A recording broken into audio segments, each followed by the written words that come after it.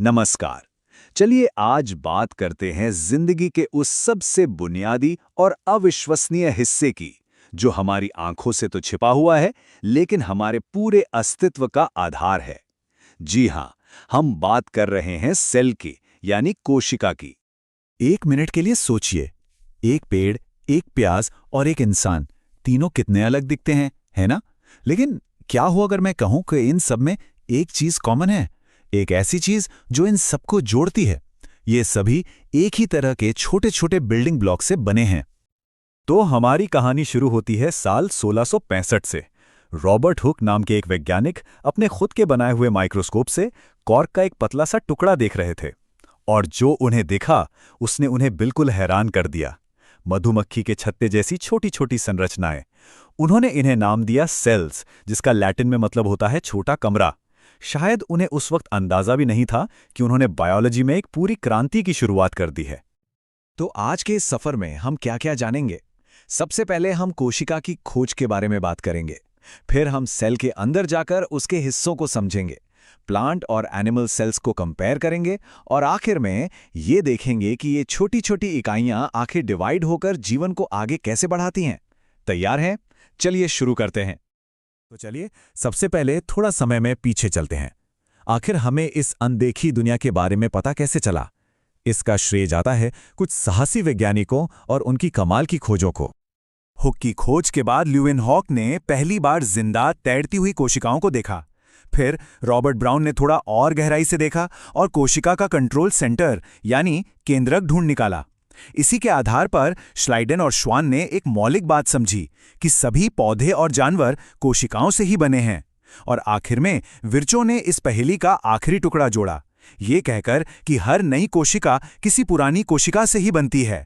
एक ऐसा विचार जिसने सब कुछ बदल दिया। तो अब जब हम इतिहास जान चुके हैं, हम ये बड़ा सवाल पूछ सकते हैं, आखिर ये कोशिकाएं हैं क्या? और इनमें ऐसा क्या है जो इन्हें काम करने पर मजबूर करता है? कोशिका को अक्सर जीवन की संरचनात्मक और कार्यात्मक इकाई कहा जाता है। अब इसका मतलब क्या है, इसे ऐसे समझते हैं। ये संरचनात्मक है क्योंकि हर जिंदा चीज इसी ईंट से बनी है, और ये कार्यात्मक है क्योंकि जीवन की सारी गतिविधियां, सारे काम इसी छोटी सी फैक्ट्री के अंदर होते हैं। कुछ जीव जैसे कि अमीबा और बैक्टीरिया एक, अब जानते हैं, स्टूडियो अपार्टमेंट की तरह होते हैं। उनका पूरा अस्तित्व बस एक ही कोशिका में आ जाता है। इन्हें कहते हैं एक कोशिकीय। वहीं दूसरी तरफ हम इंसानों, पेड़ पौधों और जानवरों जैसे जीव एक हलचल भरे शहर की तरह हैं, जो अरबों खरबों कोशिकाओं से बने हैं, जहां हर कोशिका का एक खास काम होता है। इन्हें कहते हैं बहुकोशिकीय। और हां, सारी कोशिकाएं एक जैसी बिल्कुल नहीं होती। उनका आकार उनके काम के हिसाब से बिल्कुल सटीक होता है। जैसे एक तंत्रिका कोशिका संदेशों को तेजी से भेजने के लिए लंबी और शाखायुक्त होती है, जबकि त्वचा की कोशिका एक सुरक्षा कवच बनाने के लिए बिल्कुल चपटी होती है। तो अब तैयार हो जाइए, क्योंकि अब हम कोशिका के दरवाजे से अंदर जा रहे हैं और उन छोटे छोटे अंगकों से मिलेंगे जो इस पूरे शहर को चलाते हैं। हर कोशिका के बाहर एक गेट कीपर होता है, प्लाज्मा झिल्ली। ये एक चयनात्मक पारगम्य झिल्ली है। मतलब ये बड़े ध्यान से तय करती है कि कौन से पदार्थ अंदर आ सकते हैं और कौन से बाहर जा सकते हैं। बड़ा होशियार गेट कीपर है ना? इस झिल्ली के आर पार पानी की आवाजाही को परासरण या ऑस्मोसिस कहते हैं, और ये कोशिका के जीवित रहने के लिए बहुत जरूरी है। सोचिए, पानी हमेशा चीजों को संतुलित करना चाहता है। अगर कोशिका को पतले घोल हाइपोटोनिक में डालते हैं तो पानी संतुलन बनाने के लिए अंदर दौड़ेगा और कोशिका फूल जाएगी। लेकिन अगर उसे गाढ़े घोल हाइपरटोनिक में डालते हैं तो पानी बाहर निकल जाएगा और कोशिका सिकुड़ जाएगी। अच्छा, ये कॉन्सेप्ट ध्यान से समझ लीजिए। सीबीएसई की परीक्षाओं में ये अक्सर पूछा जाता है। अब आते हैं कोशिका के बिल्कुल बीच में, जहां है इसका कंट्रोल सेंटर या मस्तिष्क यानी केंद्रक। यह कोशिका की हर एक गतिविधि को नियंत्रित करता है। इस केंद्रक के अंदर होते हैं गुणसूत्र, जिन्हें आप एक बुक शेल्फ की तरह समझ सकते हैं। इन शेल्फ पर रखी हैं जीवन की रेसिपी बुक, जिन्हें हम कहते हैं डीएनए, और इन किताबों में हर एक खास रेसिपी को जीन कहते हैं। यही जीन कोशिका के हर काम के लिए निर्देश देते हैं। और जैसा कि हम आगे देखेंगे, जब कोशिका के बंटवारे का समय आता है तो केंद्रक ही हीरो की भूमिका निभाता है। केंद्रक की उपस्थिति इतनी महत्वपूर्ण है कि यह पृथ्वी पर मौजूद सभी जीवन को दो बड़े समूहों में बांट देती है। प्रोकैरियोटिक कोशिकाएं, जैसे कि बैक्टीरिया, काफी सरल होती हैं। उनके पास अपने डीएनए को रखने के लिए कोई असली केंद्रक नहीं होता।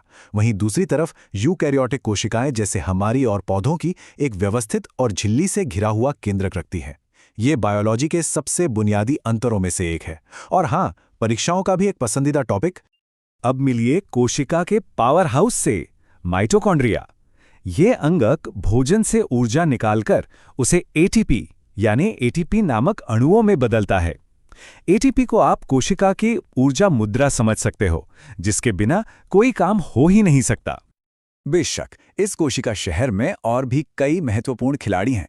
एंडोप्लाज्मिक रेटिकुलम एक फैक्ट्री है जो प्रोटीन और लिपिड बनाती हैं। लाइसोसोम सफाई कर्मचारी हैं जो कचरे को साफ करते हैं। और रसधानियां ये गोदामों की तरह काम करती हैं जो जरूरत पड़ने पर पानी और पोषक तत्वों को जमा करती हैं। चलिए, अब एक बहुत ही दिलचस्प सवाल पर आते हैं। पौधों की कोशिकाएं और जानवरों की कोशिकाएं एक दूसरे से अलग कैसे होती हैं? यहाँ 3 मुख्य अंतर हैं जो हमेशा याद रखने हैं। पहला, पादप कोशिकाओं के पास एक कठोर कोशिका भित्ति होती है जो उन्हें सहारा देती है, जिसकी जंतु कोशिकाओं को जरूरत नहीं।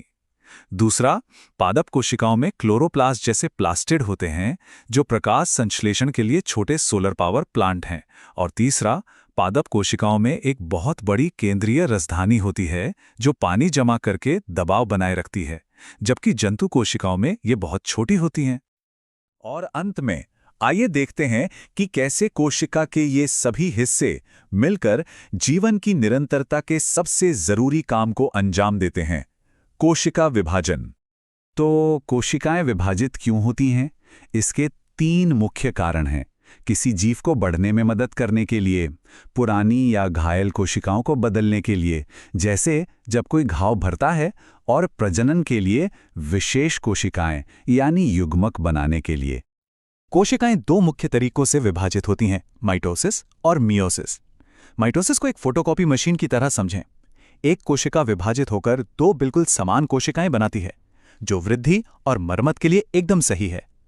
दूसरी ओर मियोसिस प्रजनन के लिए है। यह एक विशेष प्रक्रिया है जो 4 ऐसी कोशिकाएं बनाती हैं जिनमें गुणसूत्रों की संख्या आधी होती है। यह नए जीवन के निर्माण के समय आनुवंशिक विविधता सुनिश्चित करता है। 2 प्रक्रियाएं और 2 अविश्वसनीय रूप से महत्वपूर्ण उद्देश्य। और ये सब हमें रुडोल्फ विर्चो के उस शक्तिशाली कथन पर वापस ले आता है कि सभी कोशिकाएं पहले से मौजूद कोशिकाओं से ही आती हैं। ये जीवन की कभी ना टूटने वाली श्रृंखला का एक सुंदर सारांश है। तो हम आपको इसी विचार के साथ छोड़ जाते हैं। अगर हर जीवित चीज कोशिकाओं से बनी है और हर कोशिका किसी पिछली कोशिका से आई है, तो ये हमें जीवन की शुरुआत के बारे में क्या बताता है?